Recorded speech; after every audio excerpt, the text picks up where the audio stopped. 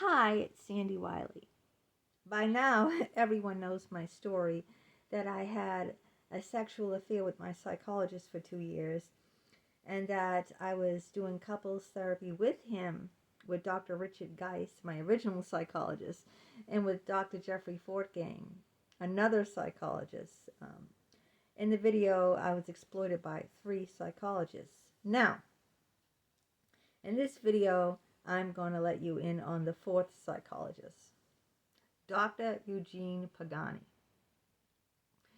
Now, he was not doing couples therapy with me and Jim. He never even saw Jim, but he's another player in the game. This book is predominantly, I wrote this book, When Therapy Feels Mishandling of the Transference. In the beginning of this book, I talk all about Eugene Pagani. Now, why he's the 4th psychologist in this mix is because I was still dating Jim while I was seeing Dr. Pagani. I started seeing Dr. Pagani when Dr. Jeffrey Fortgang from Yale didn't want to see me anymore on a weekly basis. He ended up seeing me only with Jim or once in a while in between therapists. He wasn't going to be my weekly psychologist. He called himself my consultant or my marriage coach with Jim. Not my marriage coach, my couples counselor with Jim.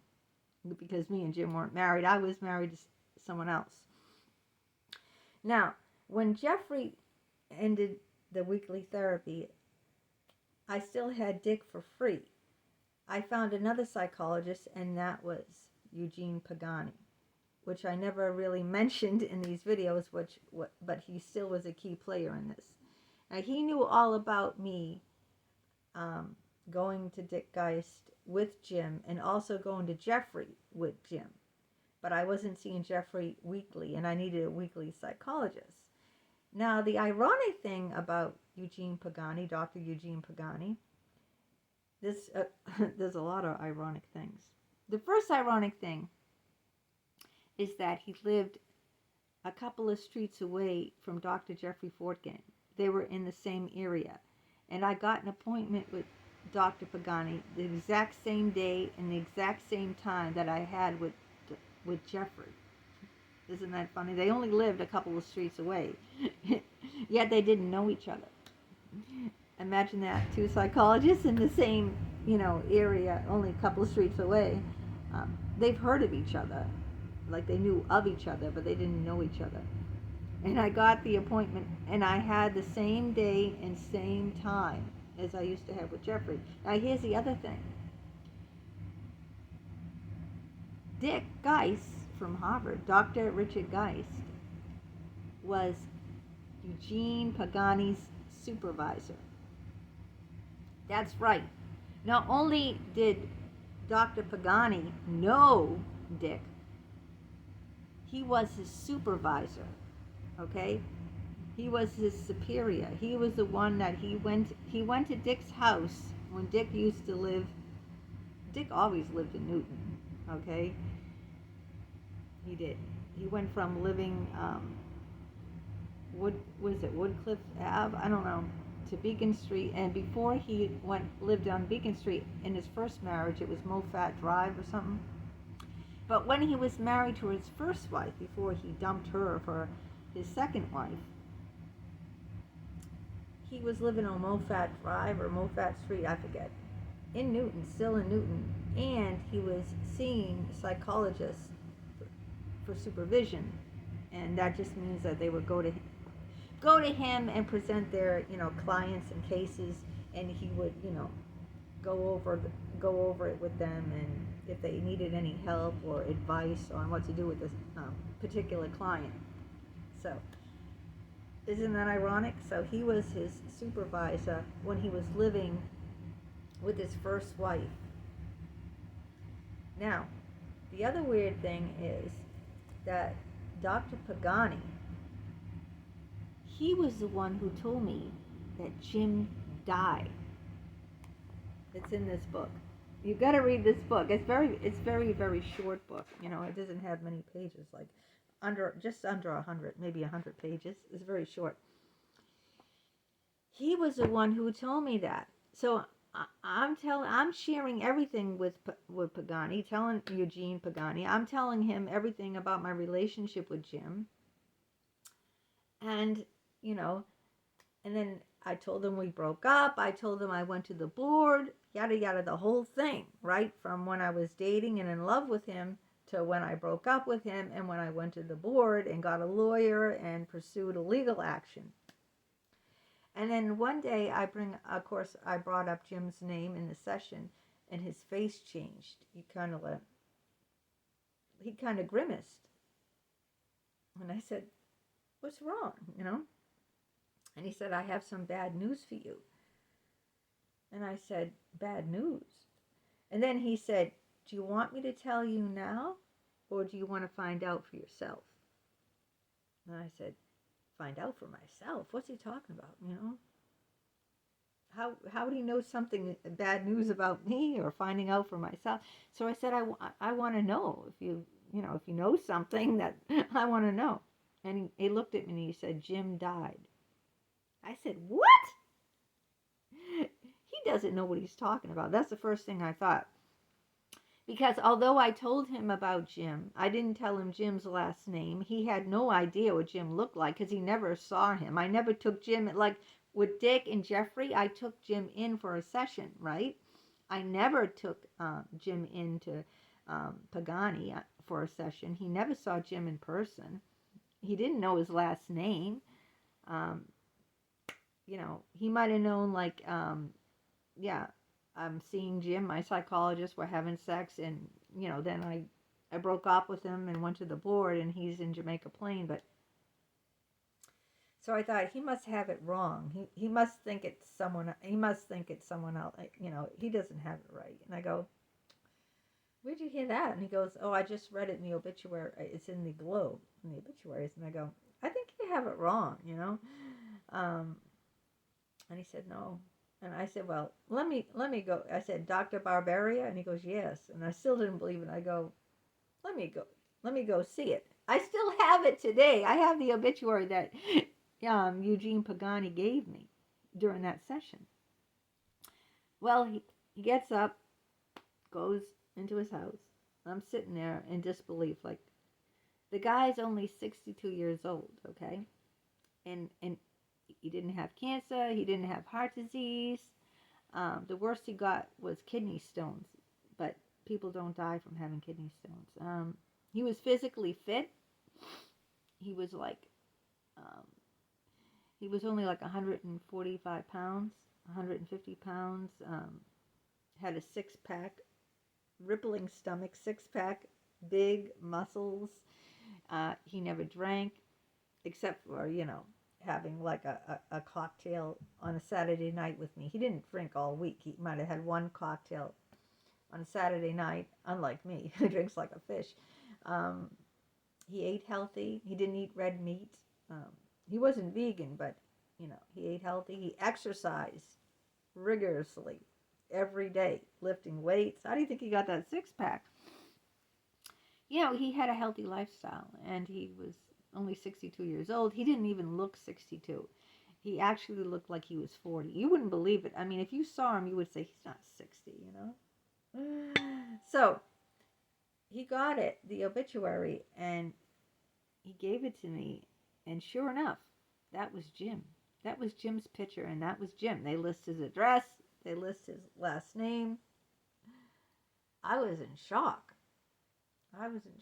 So yeah, Eugene Pagani was the one who told me that Jim died. He was also the one who kicked me out of 2 years of therapy in an email, because I told him, I think you're burning out. I think you should call Dick Geist. That's what I said. You should just call him and speak to him, because I'm worried about you burning out. After I called and left that message, he wrote me an email back saying, "I can no longer work with you again. Good luck. Bye." After 2 years. Can you believe that? He unanimously, I'm saying it wrong, kicked me out of therapy, just like that. But anyway, it's all in here. Now, the thing I want to say about all this is there should be a law that not only we all know it's unethical and it's illegal in over half the states to have sex with a patient. But what about these psychologists that know about the patient being hurt, know about the patient is being abused by a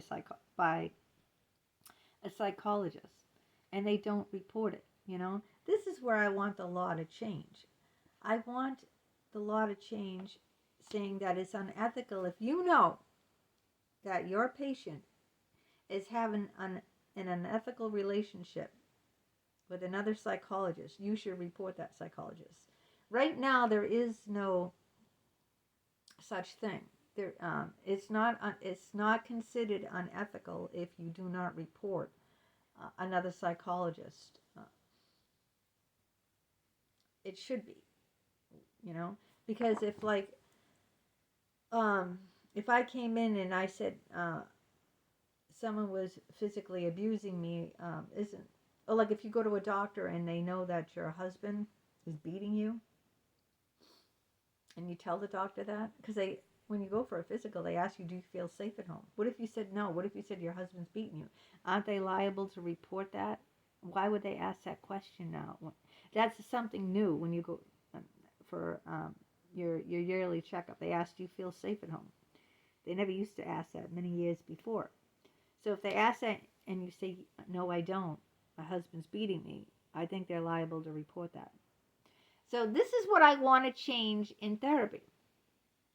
I want that if, I know about, you shouldn't, about the privacy and to protect the patient and everything, but how are you protecting the patient if the patient is being in an abusive, unethical, illegal relationship with another psychologist? You are not protecting the patient. So I think they should change that so the psychologist who doesn't report the other psychologist gets into trouble. That's all I'm saying. We need to, change these laws, okay? Because who knew about this unethical relationship and did nothing about it? Dr. Richard Geis, he's the one who planted the seed and encouraged it. Dr. Jeffrey Fortgang, another one who encouraged it by seeing us as couples. Not as much as Dick encouraged it. And then Dr. Eugene Pagani, okay, because he knew about it, even though he didn't encourage it, he still knew about it and did nothing. He did nothing. He did not report him, even though he knew who it was, because obviously he knew who it was because he knew it was him in the obituary that he gave me, right? Now, those three psychologists, Dick Geis, Jeffrey Fortgang, Eugene Pagani, and Jim Barbaria, those three should have reported Jim Barbaria. See? So I'm bringing you this video today to tell you about the fourth psychologist involved. I mean, he wasn't as involved as the other two, obviously. But it's ironic, he's the one who told me that Jim died. And also to talk about the fact that these psychologists did nothing. They stood by and did nothing while Jim was abusing me. And I told Eugene Pagani, and I told Dick, and I told Jeffrey that Jim pushed me around. Jim would swear at me, F you, you're going to ruin my life. Jim would blame me, hold me responsible for his patients, threatening me if I went to the board, threatening me. And all these three psychologists knew that and did nothing. They did not protect me. And I think they should have protected me since I was seeing them as a patient. So I think something needs to be changed, okay? Something needs to be changed here. And that's why I'm trying to bring this story out. I'm trying to warn other patients, and I'm trying to change things so the patient can be protected. I think it's very important that we change the laws, right? How do laws get changed? Because people need to speak out about them. You know, probably not too many people have been in a situation. I don't know anyone who's been in a situation like me with all these psychologists. But that's why I want to get out here on social media and promote all this. I've written book after book after book about it, and I'm going to keep going. I'm never going to stop. So there's a fourth psychologist in the mix who did nothing, but he did tell me that Jim died. Anyway. Okay, take care.